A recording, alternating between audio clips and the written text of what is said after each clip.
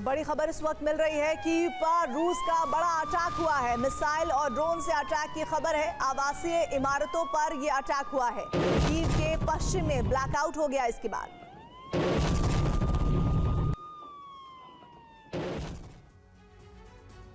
रूस को बैकफुट पर धकेलने के लिए ज़ेलेंस्की पूरी तरह से नेटो की शरण में जा पहुंचे हैं। अब आर पार की जंग का ऐलान हो चुका है, जिसके लिए ब्रिटेन फ्रांस मिलकर ब्लूप्रिंट बना रहे हैं। इसके लिए काला सागर को एपिसेंटर बनाया गया है। 2 रूसी शिप पर हमला करके ट्रेलर भी दिखा दिया गया है कि आने वाले वक्त में रूस को बाल्टिक से लेकर काला सागर तक घेरा जाएगा।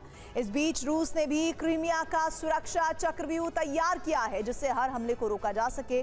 जबकि क्रेमलिन ने धमकी दी है कि अगर नेटो इसी तरह यूक्रेन की सहायता करता रहा तो रूस यूरोपीय देशों को टारगेट कर सकता है।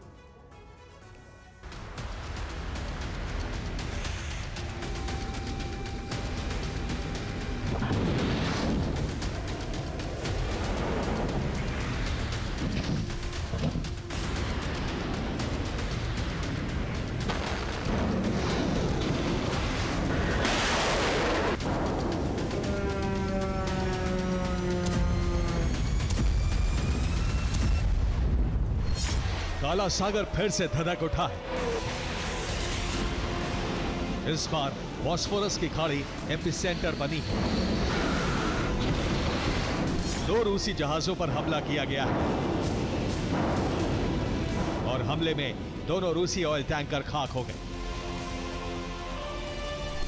ये उसी हमले की तस्वीरें हैं जो नेटो देश तुर्की की समुद्री सीमा के पास हुआ है। इस हमले के लिए ड्रोन का इस्तेमाल किया गया।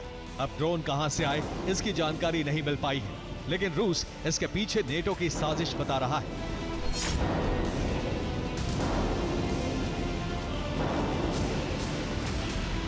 रूस ने दावा किया है कि हमले की तैयारी पहले से की गई थी।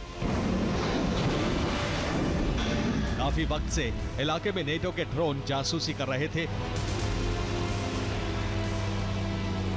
क्रीमिया के पास एक दिन पहले ही 2 ड्रोन देखे गए थे। सेवेस्तोपोल के पास तक ड्रोन पहुंचे थे। इसी तरह नोवरोसिस्क के पास एक टोही विमान पहुंचा था। टोही विमान ब्रिटेन का बताया जा रहा है। ऐसी खबरें भी पहले आई हैं कि ब्रिटेन और अमेरिका मिलकर यूक्रेन को इंटेलिजेंस इनपुट दे रहे हैं।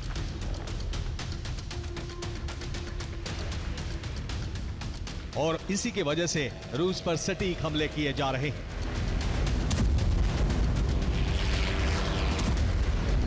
पांच दिन पहले क्रीमिया पर साल का सबसे बड़ा हमला किया गया था, जिसमें सेवेस्तोपोल पर भारी तबाही मची थी। और अब रूसी शिप को भी टारगेट किया गया है, जिसमें 2 रूसी ऑयल टैंकर जल गए।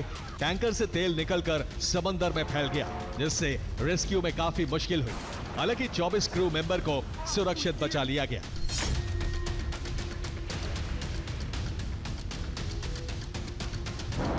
यूक्रेन ने एक साथ 2 फ्रंट पर हमला किया।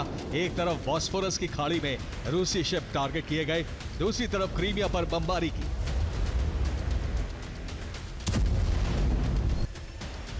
साथ ही सी ड्रोन का भी इस्तेमाल किया। अब रूस बदला लेने के लिए बेचैन है। आज रात ओडेसा और दूसरे यूक्रेनी पोर्ट पर हमला किया जा सकता है।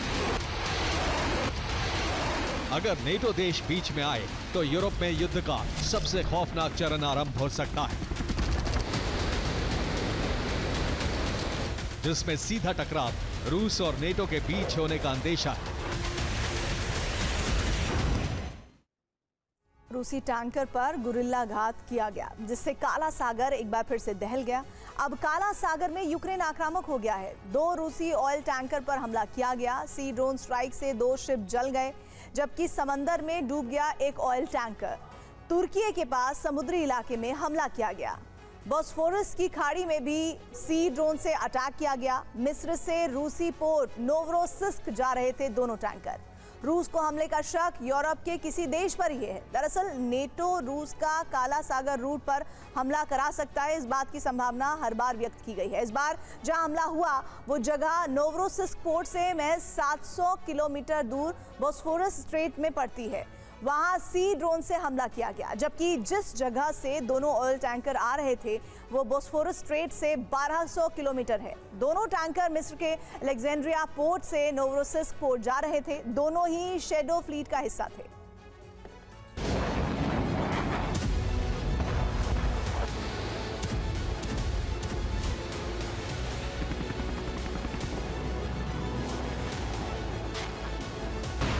जैसे हालात काला सागर में बन चुके हैं, वो सीधा संकेत है कि काला सागर में यूरोपीय देशों की एंट्री हो चुकी है।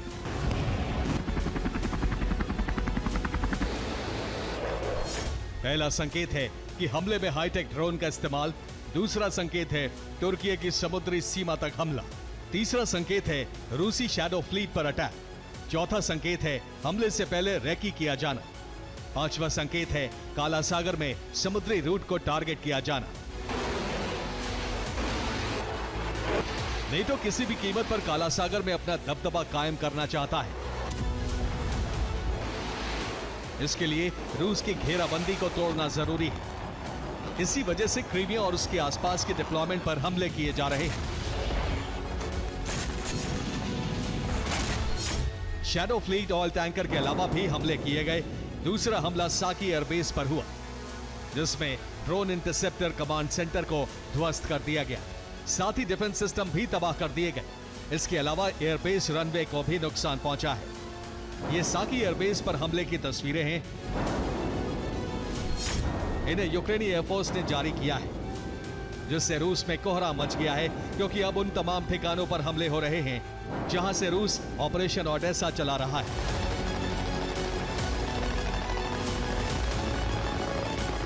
कुछ वक्त के लिए ऑपरेशन रुक सकता है। इतने वक्त में यूक्रेन काला सागर में मजबूत चक्रव्यूह तैयार कर सकता है, जिससे रूस को काउंटर किया जा सके।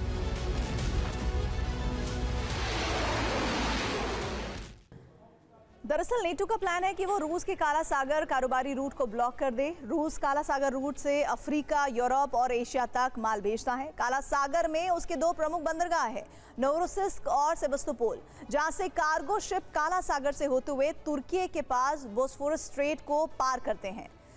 बोस्फोरस स्ट्रेट तुर्की के कंट्रोल में है। बोस्फोरस स्ट्रेट से शिप डारडानेल्स स्ट्रेट होते हुए मरमरा सागर तक पहुंचते हैं और डारडानेल्स स्ट्रेट भूमध्य सागर का एंट्री पॉइंट है। भूमध्य सागर से रूस मध्य पूर्व देशों और उत्तरी अफ्रीकी देशों तक कारोबार करता है। ये अफ्रीका तक पहुंचने का अहम समुद्र मार्ग है। इससे आगे अटलांटिक महासागर से दक्षिणी यूरोपीय देशों और पश्चिमी यूरोपीय देशों तक भी रूट है। फिलहाल प्रतिबंध लगाए जाने से रूस का कारोबार वहां बंद है, जबकि भूमध्य सागर से आगे सुएज नहर होते हुए शिप लाल सागर से आगे हिंद महासागर तक पहुंचते हैं, जहां रूस एशियाई देशों के साथ व्यापार करता है। काला सागर के इस तमाम समुद्री रूट को नेटो ब्लॉक करना चाहता है। इसके लिए क्रीमिया पर कब्जे की तैयारी है।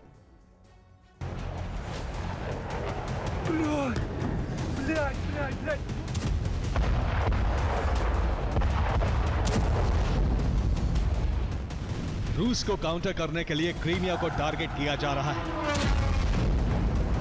वहां सैन्य ठिकानों के अलावा एनर्जी सेक्टर पर भी हमले किए जा रहे हैं।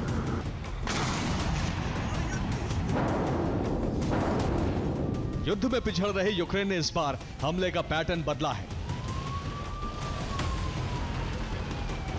इस बीच उसे नेटो से भी विध्वंसकारी और हाईटेक हथियार मिले हैं, जिससे वो क्रीमिया में लगातार हमले कर पा रहा है। इसके लिए यूक्रेन ठीक वैसा ही पैटर्न अपना रहा है जिस पैटर्न से रूस हमले कर रहा है। अब 3 ठिकानों पर सबसे ज्यादा हमले किए जाएंगे, ऑयल डिपो, हथियार डिपो और मिलिट्री पोस्ट, जिससे रूस हमलों को रोकने में जुट जाए। इस बीच यूक्रेन तक हथियार पहुंचाने का रूट क्लियर हो जाए।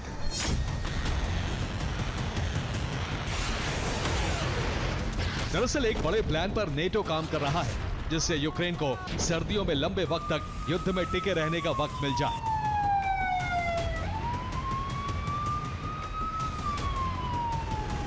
इस बीच यूरोपीय देश भी मिसाइल और डिफेंस सिस्टम सप्लाई कर देंगे।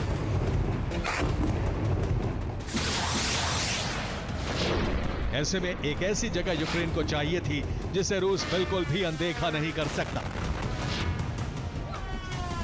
इसके लिए ब्रिटेन ने ब्लूप्रिंट में बताया कि क्रीमिया को मुख्य टारगेट बनाया जाए, जिससे रूस को लंबे समय तक उलझाया जा सके, क्योंकि रूस किसी भी कीमत पर वहां तबाही नहीं चाहता, क्योंकि उसका कारोबारी रूट ब्लॉक हो जाएगा। Bureau report, TV9 Bharatvarsh.